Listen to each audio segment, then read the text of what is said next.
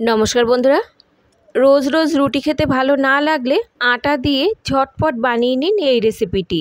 যেমন হবে মুখরোচক আর তেমনই হবে নরম তুলতুলে। এতটাই নরম তুলতুলে হবে সকালে বানিয়ে রাতেও খেতে পারবেন। তো চলুন দেখে নেওয়া যাক আজকের এই রেসিপি। তো সবার প্রথমে একটা মিক্সিং বোলের মধ্যে নিয়ে নিচ্ছি এক বাটি উষ্ণ গরম জল। আর জলটা কেমন গরম হবে সেটা আমি আপনাদের দেখিয়ে দিচ্ছি।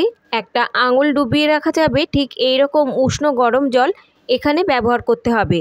এবার এর মধ্যে দিয়ে দিচ্ছি স্বাদ মতো লবণ আর যোগ করে দিচ্ছি এখানে 2 চামচ মতো গুঁড়ো দুধ। এবার এই সমস্ত উপকরণ জলের সঙ্গে খুব ভালোভাবে মিশিয়ে নিতে হবে। বন্ধুরা, আটা দিয়ে তৈরি এই রেসিপিটি আপনারা ব্রেকফাস্টেও তৈরি করে নিতে পারেন কিংবা ডিনারে কিংবা বাচ্চাদের টিফিনেও কিন্তু আপনারা এই রেসিপিটি তৈরি করে দিতে পারেন। বাচ্চারাও কিন্তু ভীষণই পছন্দ করবে। এবার সমস্ত উপকরণ মিশিয়ে নেবার পর যে বাটি মেপে এখানে জল যোগ করেছিলাম সেই বাটি মেপে যোগ করে দিচ্ছি এখানে 2 বাটি আটা। তবে আপনারা চাইলে এটা ময়দা দিয়েও তৈরি করে নিতে পারেন। এবার এই জলের সঙ্গে আটা মিশিয়ে একটা ডো তৈরি করে নিতে হবে। আর এই ডো কিন্তু একদমই নরম তুলতুলে হবে, শক্ত ডো কিন্তু এখানে তৈরি করা যাবে না। আটা এখানে এরকম নরম করেই মেখে নিতে হবে। আর এই যে বাটিতে হাতে লেগে লেগে যাচ্ছে তার জন্য 1 চামচ মতো সাদা তেল নিয়ে আবারও একটু মেখে নিতে হবে, তাহলে দেখবেন বাটির গা থেকে আটা খুব সহজেই ছেড়ে যাবে। ডোটা খুব ভালোভাবে মেখে নেবার পর এবার উপর দিয়ে ছড়িয়ে দেব আরও 1 চামচ মতো সাদা তেল। তেলটা খুব ভালোভাবে ডোয়ের গায়ে মাখিয়ে নিয়ে এবার ঢাকা দিয়ে আমরা রেস্টে রেখে দেব অন্তত 15 থেকে 20 মিনিটের জন্য। এতে এই রেসিপিটি তৈরি হবে নরম তুলতুলে। আর আমাদের এখানে লাগবে আলু। তো এখানে 8 থেকে 10টা মিডিয়াম সাইজের আলু সেদ্ধ করে খোসা ছাড়িয়ে রেখেছিলাম। এবার এই আলুগুলোকে আমাদের একটু দানা দানা রেখে ভেঙে নিতে হবে। আর একটু দানা দানা রেখে আলুগুলো ভেঙে নিলে দেখবেন রেসিপিটি খেতেও ভীষণ ভালো লাগবে। এবার একটা প্যানে নিয়ে নিচ্ছি 1 থেকে 2 চামচ মতো সাদা তেল। তেল ভালোভাবে গরম হলে ফোড়নে দিয়ে দিচ্ছি 1/2 চামচ মতো গোটা জিরে আর এখানে 3টে দিচ্ছি কোচানো কাঁচা লঙ্কা আর এরই সঙ্গে যোগ করে দিচ্ছি 2 চামচ মতো কোচানো আদা। হাই ফ্লেমে দিয়ে আমাদের কিছুক্ষণ ফোড়ন ভেজে নিতে হবে যতক্ষণ না আদার যে কাঁচা গন্ধ সেটা চলে যায়।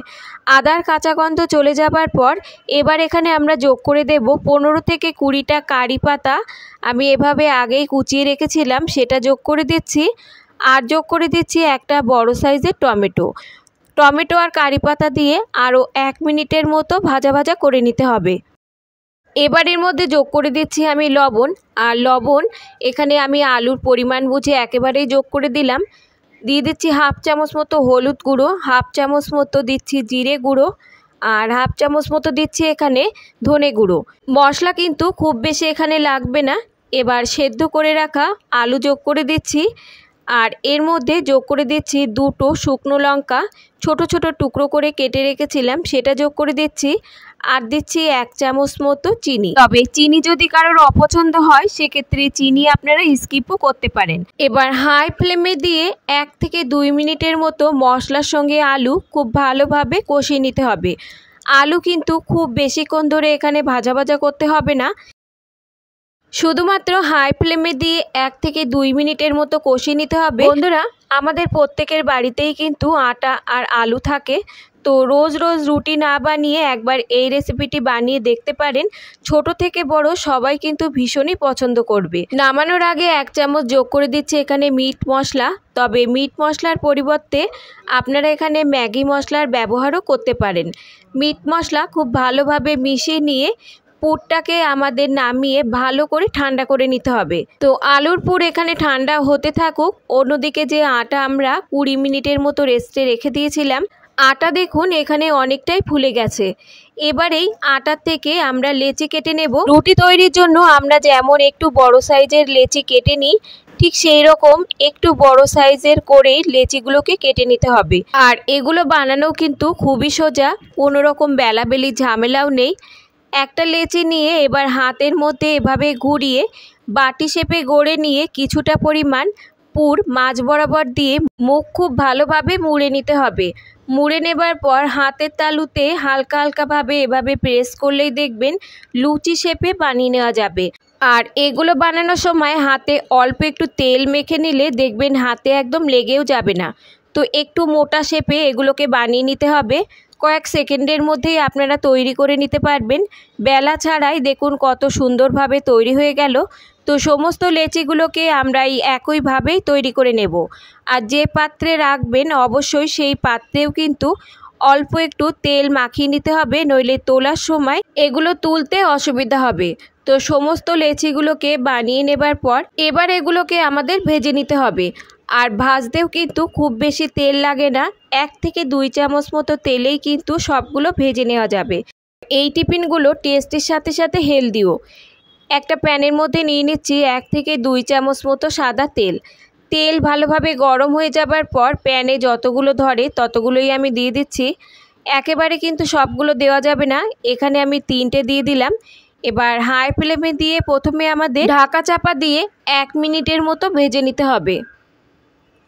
তো 1 মিনিটের মতো ভেজে নেবার পর ঢাকনা তুলে নিচ্ছি। এবার উল্টে পাল্টে দিয়ে ঢাকা দিয়ে আরও 1 মিনিটের মতো আমাদের ভেজে নিতে হবে। এভাবে ঢাকা দিয়ে দিয়ে যদি একটু ভেজে নেওয়া যায় তাহলে দেখবেন এগুলো আস্তে আস্তে যেমন ফুলে উঠবে আর ভিতরটাও খুব ভালোভাবে সেদ্ধ হয়ে যাবে। আর দেখতেই পাচ্ছেন এগুলো কত সুন্দরভাবে ফুলে উঠছে। ভাজতেও কিন্তু খুব বেশি সময় লাগে না, 4 থেকে 5 মিনিটের মতো সময় লাগবে। তো উল্টে পাল্টে দিয়ে লালচে করে ভেজে নিতে হবে। আর তেলও কিন্তু একদমই অ্যাবজর্ব করে না, এই তেলেই কিন্তু আমাদের সমস্তগুলোই ভাজা হয়ে যাবে। এগুলো ভাজা রেডি। এবার এগুলোকে তুলে নিচ্ছি আর বাকিগুলোও একইভাবে ভেজে নিতে হবে। আর এখানে কিন্তু আর তেল লাগবে না, আরও 3টে লেচি আমি এখানে যোগ করে দিচ্ছি, দিয়ে একই রকমভাবেই ভেজে নিতে হবে।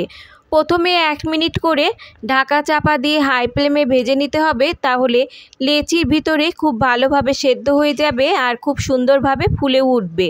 আর এর সঙ্গে খাওয়ার জন্য কিন্তু কিছুই লাগবে না, যেহেতু এর মধ্যে আলুর পুর দেওয়া আছে। তবে চাইলে আপনারা টমেটো কেচাপ দিয়েও কিন্তু সার্ভ করতে পারেন। তো এগুলোও ভাজা রেডি, আমি এগুলো তুলে নিচ্ছি। তুলে নিয়ে এবার সার্ভ করে নেব। রোজ রোজ রুটি খেয়ে বোর হয়ে গেলে এই রেসিপিটি আপনারা একবার হলেও ট্রাই করে দেখতে পারেন। খেতে যেমন হবে মুখরোচক তেমন হবে নরম তুলতুলে। একবার বানালে কিন্তু আপনারা রোজ রোজ এভাবেই বানাবেন।